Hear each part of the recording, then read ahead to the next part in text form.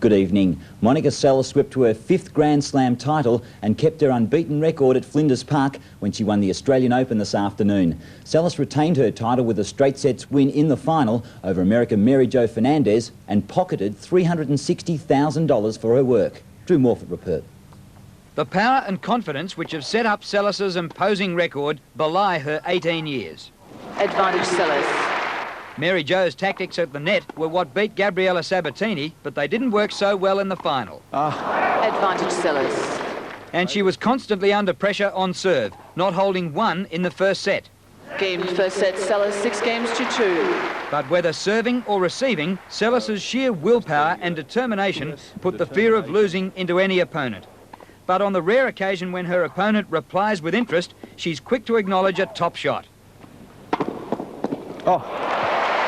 It wasn't until the 14th game that Fernandez held her serve. Game And Fernandez. she holds serve, first time in the match. Seles was broken herself 3 times, and her victory was hard-earned, despite the scoreline.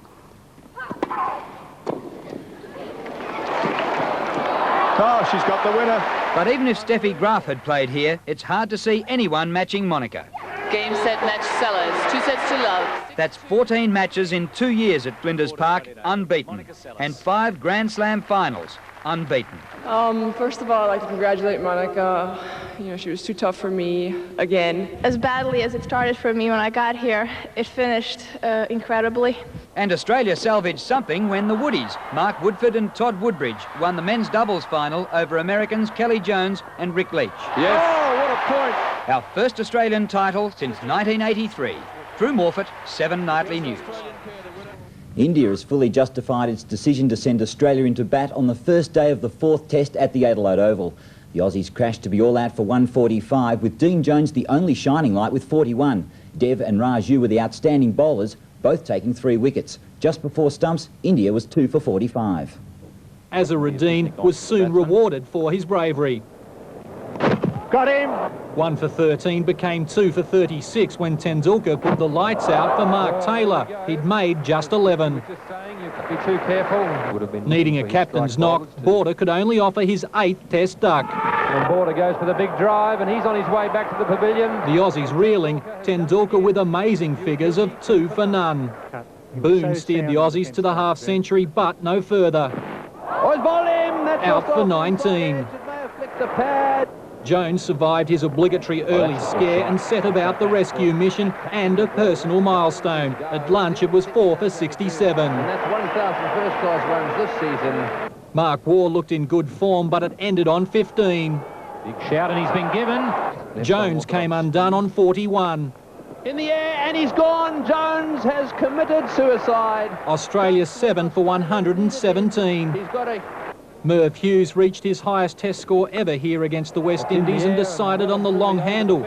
The first time didn't impress Raju, the second didn't please Chris Srikanth, who was helped from the field. The Aussies were soon following him back to the pavilion, probably in as much pain. The last 3 wickets contributed 38 to the meagre tally. Australia all out for 145. Srikanth became the 11th victim of the day, caught behind off McDermott. Victoria's fought back on the second day of the Sheffield Shield match against Western Australia at the MCG. Mike Valletta and Wayne Andrews narrowly missed centuries, and WA lost its last 5 wickets for 38. Darren Lehmann is leading the charge for first innings points after the loss of 3 early wickets. A partnership of 142 between Andrews and Valletta ended when Valletta was brilliantly run out by Damien Fleming for 99. Tim Zura must have thought he was facing Lillian Thompson, strapping on what looked like a riot shield. It didn't stop him from belting boundaries off O'Donnell and Jackson. But Jamie Sutherland trapped him in front for 29, and Western Australia was 6 for 359. Julian became Jackson's next victim, with the sharp catch taken by Paul Nobes at bat pad. McCaig also fell to Jackson's spin, and edge to Simon O'Donnell at slip made WA 9 for 372. Left-hander Joe Angel showed the small crowd that he was a big hitter. A 4 off Paul Jackson, then a huge 6 next ball. Angel and Terry Alderman added 25 runs before Alderman was caught by O'Donnell off Donamaid, and Western Australia were all out for 397. The Vicks lost Wayne Phillips' leg before by McCaig with only 2 runs on the board. Ian Baker Finch is well placed to win his first tournament since last year's British Open triumph. After shooting the day's best round of 6 under par 66, he takes a 3-stroke lead over American Jeff Maggott into tomorrow's final round of the Vines Classic in Perth. Chris Young reports. After a hard night, it was going to be a tough day in the searing heat, and the man they had to chase was Ian Baker Finch. Throwing out an early challenge, young Victorian Robert Allenby. 5 birdies and 13 pars gave him a round of 67. Jeff Woodland came out of the woods to shoot a 68 and finished 7 under, sinking some great putts. Don Farden, otherwise known as Don Who, from Queensland, came from nowhere as well to fire a 67. The shot of the day came courtesy of West Aussie Wayne Smith. This is his second on the par 4 14. That could go in the hole. It is. It's in the hole. But it was Baker Finch who was by far the best from tee to green. He made his break at the 13th. 3 birdies in a row saw him clear out to 12 under. The form rubbed off onto playing partner Jeff Maggott. The Texan is just 3 strokes off the pace after a fine round of 69. Brett Ogle had a share of the lead at one stage and crept to 7 under before a disastrous second 9 to finish with a 79 and out of contention. Just for good measure, with the pack breathing down his neck, Baker Finch birdied the last, and the way he's playing, he'll take a power of beating in the final round. Chris Young, 7 Nightly News. And racing today was at Caulfield. Let's check the doubles and quaddies. The extra double for 4 and 13 paid $256.90. The daily double returned $20.10 for 7 and 6. The quadrilla combination of 6, 7, 8 and 6 paid $1,405.60. And you collected a quad extra of $5,429 even for the numbers 7, 8, 6 and 5. And Pete, that's all in sport. Thanks very much, Michael. And holiday weekend weather details are next, and Australia's top jazz musicians descend on Montsalvat.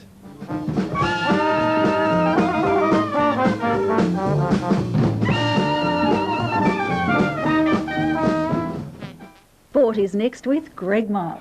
Thank you, Sue. Good evening. Defending champion Yugoslavian Monica Seles retained her Australian Open title today with a commanding straight sets win over American Mary Jo Fernandez.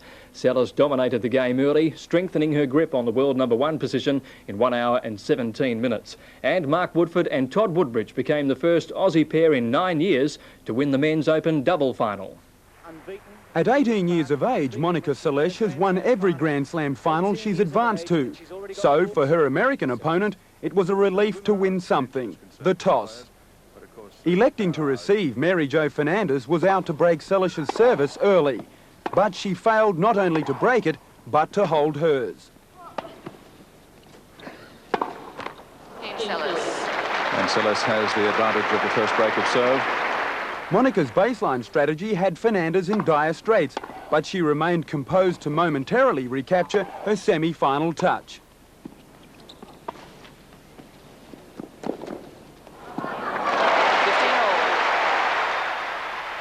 The strength of Seles's game dictated the outcome of the first set. She waited for Mary Jo to show her weaknesses. Game first set, Seles 6 games to 2. Head-to-head, the scales favour Seles, and like the first set, everything she touched turned to gold. Oh, she's got the winner. Unbelievable. Scoreless early in the second set, Mary Jo might have been on the run, but she knew where she was heading.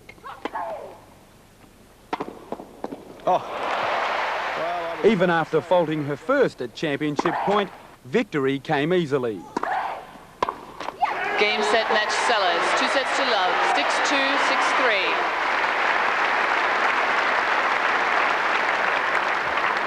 6-3. As badly as it started for me when I got here, it finished incredibly. I definitely am coming back here next year for many, many more years. It's going to be hard to think to repeat it every time doing so well as I've been here the last 2 years. And in the men's doubles finals, it was a case of would the Woodies do it for Australia. Mark Woodford and Todd Woodbridge not only took centre court against the Americans Rick Leach and Kelly Jones, they swept through the first 2 sets. After dropping a serve early in the third, Woodbridge was given the chance to finish it all off. That's it. That's the championship. India's bowlers have humiliated the Australians on the first day of the 4th Test in Adelaide. After winning the toss and sending the Aussies into bat, the visitors ripped through the home side, dismissing them for just 145.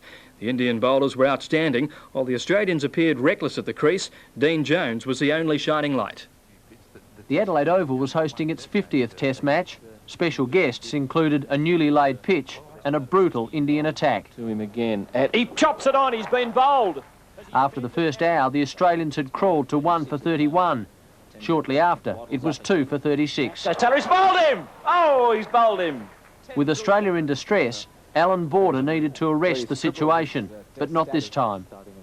Another ball, and Border's gone in for a big one. He's out, got behind. The skipper was out for naught, 3 for 39. Boone's been Australia's best batsman this season, but today, on 19, his form deserted him. And he's bowled him, in fact. With the home side in disorder, Jones needed a substantial knock. In the air and down to the boundary for 4. But Azharuddin's decision to send the unsuspecting Australians into bat was looking better by the minute. Prabhakar sent War packing for 15 and Dev sacked Healy for 1. Australia 6 for 81 and severely embarrassed. Jones was the last of the recognised batsmen left, and he did make his presence felt.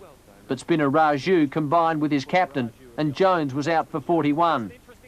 Short leg Chris Srikanth finished with a headache, thanks to a Merv Hughes slog. But Australia went to tea with a migraine, 7 for 129, and with little relief in sight.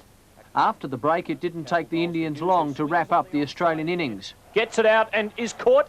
The newly laid pitch was expected to provide more bounce and spin, but today the Australians succumbed not to the wicket, but the outstanding Indian bowling onslaught.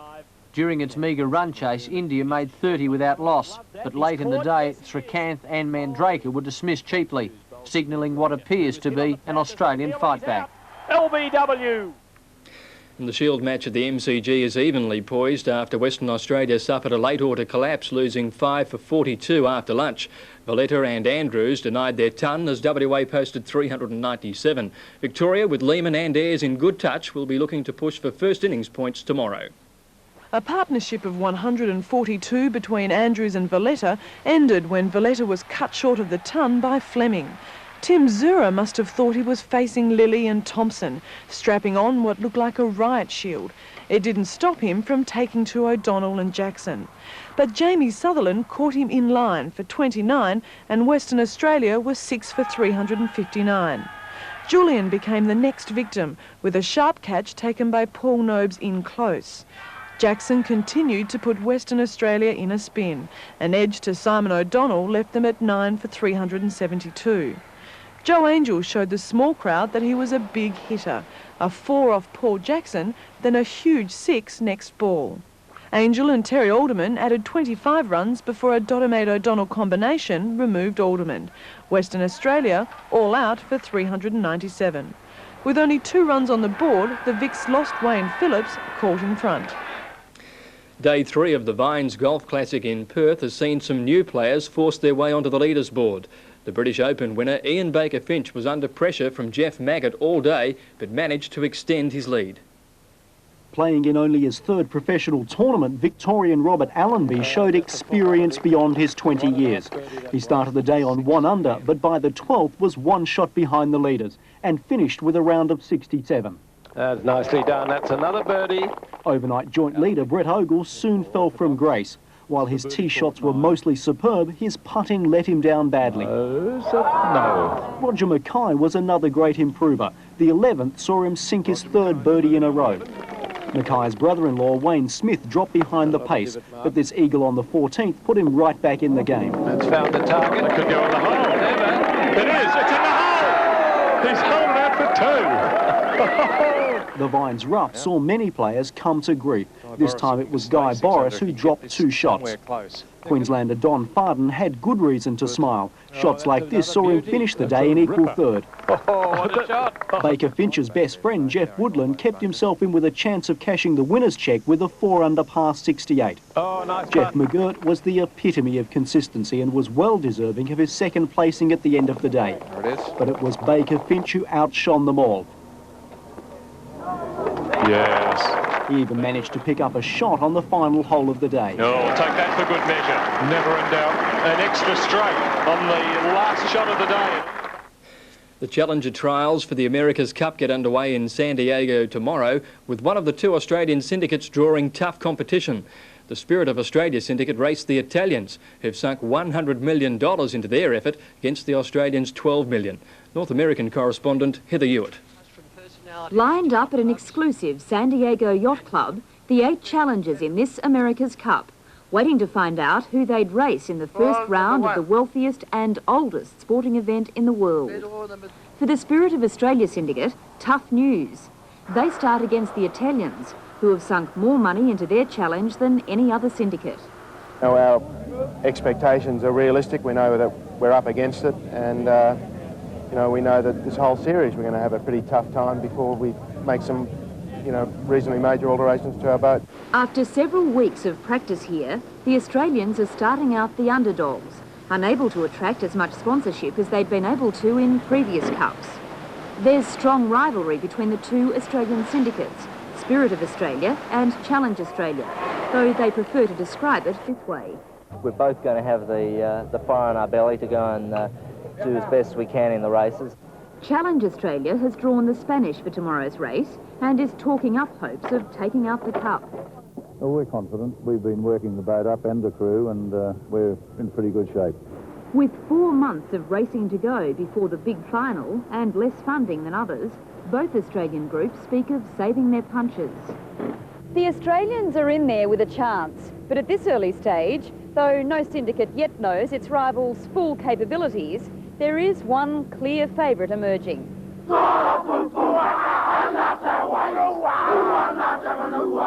The New Zealand syndicate is all the talk on the Cup circuit. They've put an estimated $50 million into their effort and launched New Zealand promotions all over town. The Kiwis score high in each of the 4 crucial areas: personnel, money, experience, and fast boats. There's no disagreement from the Australians, but they're counting on experience, measuring up against big money. Class mare Mannerism, who bled in the spring, came back with a fine second at Caulfield today. She chased home the outsider Torquil, but her winning day is just around the corner. Doubles to Greg Hall and Damien Oliver, but just one favourite landed the prize. First today, and despite a betting drift from 10s out to 20 to 1, Russian Tea Room made a good debut with Greg Childs on board beating the favourite. Race 2 to Vital Curves, who was well tried, 11 to 2 into 4 to 1, Stephen King, the winning postilion. Tennessee Mist was 7s into 9 to 2. Blinkers on for the first time today, certainly improving her finishing effort. Race 4 and the return of Mannerism. Then Laser Beam under pressure, and Torquil running on the outside. It's Classy Rogue taking the lead now with 100 metres to go. Torquil's finishing at a great rate on the outside. Here's Torquil and Mannerism with a late run, but Torquil's got up to win it. Torquil by a length and a half. Classy Rogue second, and Mannerism's come from last to get third. And that was Torquil's first start in 12 months, and certainly had some admirers, 20s into 16 to 1. Mannerism a great run, and Brosberg made it 2 in a row in the next. And King Saronda's very wide out. Regent Steel the leader. Brosberg coming after it, and Bahrain on the rail. Regent Steel in front. Brosberg with a lightning finish. Brosberg races to the front, and Brosberg got up to beat Regent Steel by 3/4. Bahrain third. Brosberg is unbeaten for new trainer George Hanlon. Impeteric was disappointing, and so too was Naturalism in the next. Naturalism, the widest runner. My Satin Star still in front though. Below the 200 from King, Cavallo and Loranto down the outside. No Naturalism. My Satin Star still defies them. Loranto's trying hard. My Satin Star still in front and held on. My Satin Star's won it from Loranto. 2 lengths away third, King Cavallo from Atlanta. My Satin Star, the only filly in the field, led all the way in fast time. We had a blanket finish in the next and a protest. Celeste in front at the 200 by a length to Raja's Crown. Akatara on the outside with Wathita and Mr. Sulu late. Celeste's in front of Raja's Crown. Akatara with Wathita's barging through. Still Celeste just in front. Akatara were coming at him. This is close. I think Celeste just held on. Akatara were perhaps second. Either Wathita, Raja's Crown third. And a short-haired victory to Celeste, just holding on there. The protest was 4th against the winner, Raja's Crown, and that protest was quickly dismissed. Akatara were coming from last to get 2nd, and Wathita a close 3rd. And the last event today went to Coalition, a first-up victory for this filly, foiling the well-backed Castleton, which was favourite at 11 to 4, Del Rayo 3rd at 12 to 1. Now the daily double today for 7 and 6 paid $20.10. The extra, 4 and 13, $256.90. Quadrella for 6, 7, 8 and 6, $1,405.60. and the Quad Extra, big dividend there of $5,429 even. No surprise that nobody managed to pick the last 6 winners today, and a jackpot of more than $45,000 to Moonee Valley on Monday. That wraps it up in sport today. Thanks, Steve. Big day for first day back from holidays. Yes, Good to see the Woodies win today at the tennis, that wasn't it? Yeah, great stuff. Fantastic. Great tennis the last couple of weeks. Word. Thanks, Greg. See you tomorrow. Now to the weather, and Melbourne turned on a